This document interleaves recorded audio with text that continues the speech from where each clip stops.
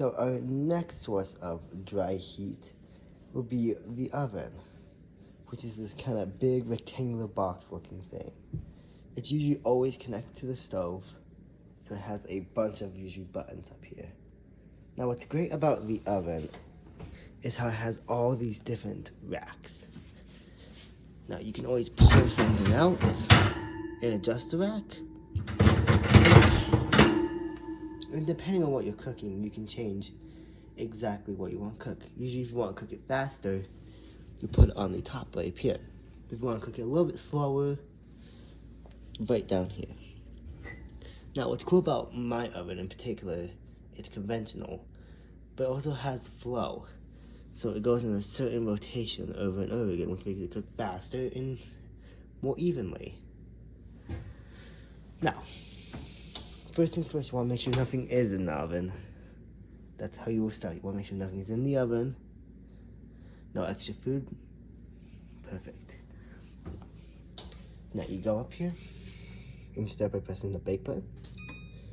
And that will always be your temperature, the temperature you want to go for. Now some recipes or some food require you to cook it at less time or more time like this. Then you start to press the start button. Now, be very careful when opening up the oven when it's on. You'll feel the heat right away. You will know it will be on. So it will start heating up right away. Then you usually grab a pan or a pot and you'll basically stick your food, let's say this is a steak, on the pan and you'll put it right here. And you never want to leave your oven open. So we'll let it cook there for say 2 seconds. 1, 2. Now it's very important. Always use some type of safety when grabbing something out of the oven. So I have a little oven mitt right here. So you open it up, grab your food like that. Make sure not to make contact with this, because this will be very, very hot. So you grab it, watching your hand, making sure you have a clear area, and you can just place it right here, or I have a little thing right here. Place your hot food right there. Close it up, and always make sure to turn off your systems for kitchen safety. We've talked about our dry heats, but now let's talk more about our moist heat or wet heats. Now my example I'm going to do is boiling. So first thing you want to do is go up to your stove. And you want to find a pot that's perfect size for you. They come in many different sizes. They come bigger, they come smaller. Just depending on what you're making, make sure you grab the right pot. Make sure nothing is on the pot or in the pot and that your surface is clear. Let's see, back here, nice and clean. So then you'll turn on your oven, making sure to put it on, I would say, probably like high to medium heat. And you'll let that heat up. Then, you want to make sure this is full of water. So you just make sure it has some water in it. Now, as the water cooks, it'll start to bubble and boil, which is what we want. We'll make a nice dry heat. Usually use pastas, or even some meats get boiled. But now that you have it boiled, you want to be able to mix it and pull things out. So you want to use usually like a spoon like this. Just a normal kitchen spoon. But it has this nice indent in it. It will help you really mix things around and make it boil. Now, you never want to have your handle facing inward so you don't bump it. You want to make sure to have it this way. You want everything to be facing inward like that. Now, the reason why this is called moist heat is because you use some type of liquid or moist. This is a lot more easier to cook with like pastas because it doesn't overwhelm cooking. It cooks all of them at once and all the way through. So let's just say we have some pasta in here. You mix it out. Now, it's important that you always turn off your stove. never grab here or here when it's on. Always grab the very tip of the handle, like right here. Bring it to your sink. Usually there should be a strainer in the sink. And you pour out the liquid.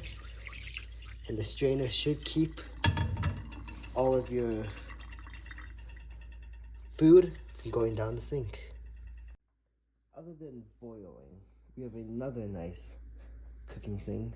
This is a rice steamer.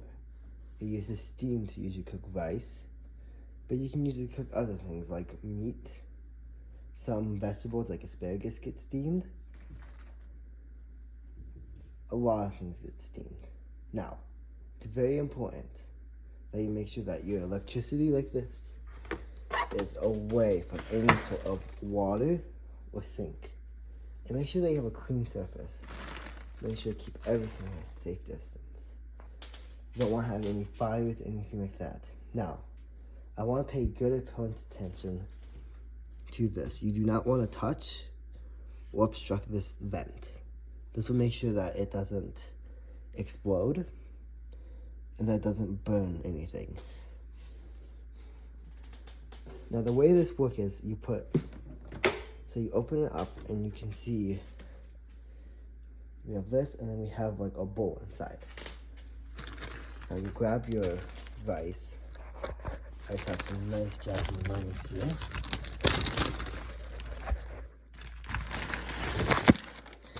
And you pour about a cup in. We'll just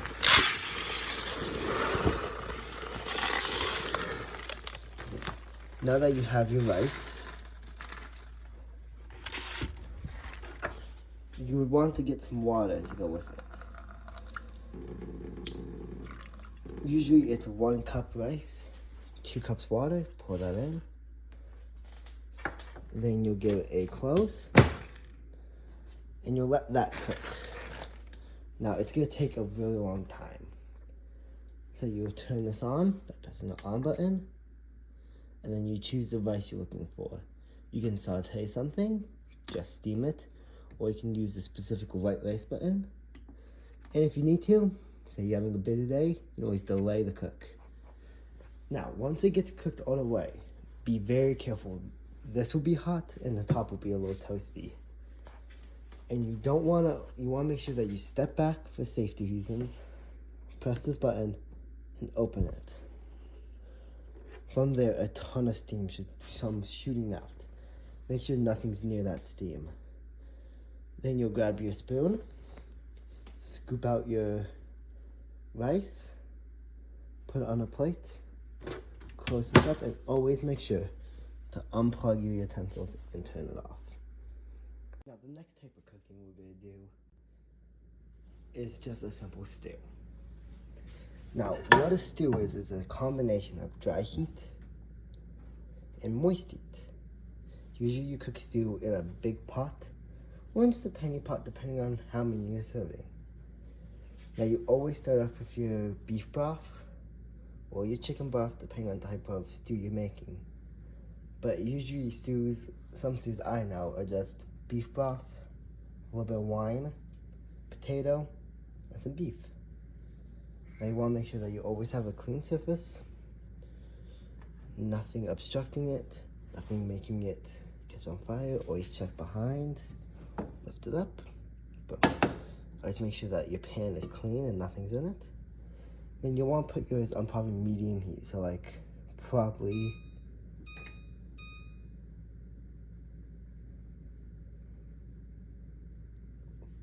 around medium. Now you'll feel this kind of slightly heat up down here.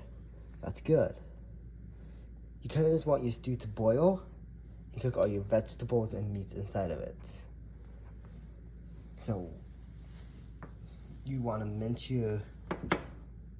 use your cutting methods of using the julienne to dice some potatoes, maybe mince some onions in it. Then you want to make sure you get chunks of meat. You don't want to get big slabs of meat, little chunks that you'll basically cook in a pan first, like this, facing inwards. You cook that up. Then you'll let your little beef broth boil over here with some wine and maybe some seasonings. occasionally making sure you mix it up with your spoon, just like this. Make sure to taste your food to make sure that it's going correctly. You don't want it to be too salty or not salty enough. Now once it gets cooked, you always want to make sure to turn your oven off or your stove. You don't want to burn yourself. And sometimes you want to put it off the heat. You can always feel the heat afterwards. Now, the reason this is a mixture of moist heat is because it uses moist, like liquids, to cook in the beef. But you always want to use a little bit of sauteing methods, which is a dry heat method that you just dry with that and put into your stew. And that's how you make a good stew. Our last and final method of cooking is braising. Braising is kind of similar to stew, but it's a little bit lighter and not as soupier, if that makes sense. So, first thing you want to do, clear surface. Make sure nothing's down.